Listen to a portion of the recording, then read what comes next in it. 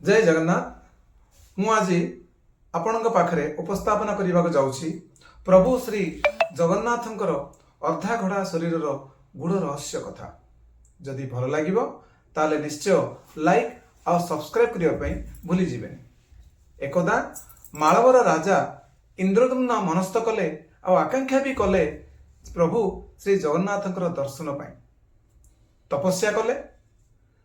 तपस्या संतुष्ट ही श्री जगन्नाथ स्वप्न रे आसी कहले समुद्र रे गोटे दारुकाठ भासी आसीबो और सेथिरे मो शरीर बा मो मूर्ति निर्मित हबो।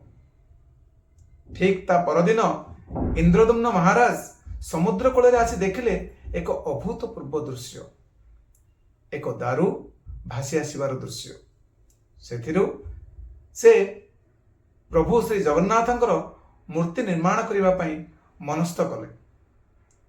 प्रभु जगन्नाथंकर घटसूत्र ठीक से समय रे विश्वकर्मा वृद्ध रूप रे आसी कहले मु प्रभु श्री जगन्नाथ बलभद्र और सुभद्रांकर मूर्ति निर्मित करिबी, किंतु गोटे शर्त मु एहाकू एक रुद्ध द्वार बा रुद्ध कठरी मध्य निर्मित हब।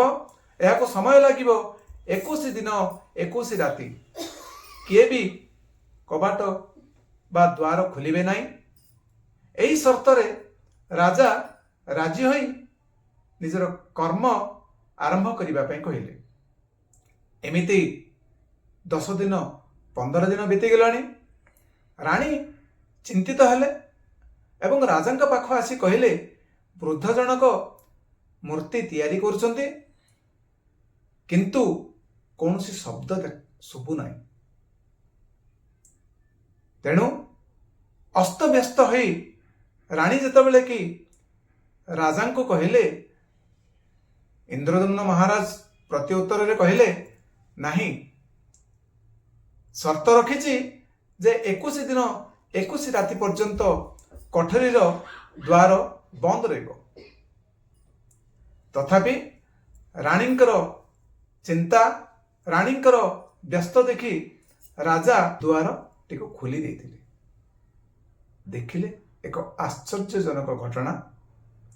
अधा निर्मित शरीर शरीर तो तैयारी होइतला सत, किंतु हाथ आउ गोड़ कान एगुड़ा को तैयारी होई पार नथिला। से दिन ठारू सेमिति ही से अर्थ शरीर से रूप रे ही प्रभु श्री जगन्नाथ बलभद्र सुभद्रा पूजित होउछंती।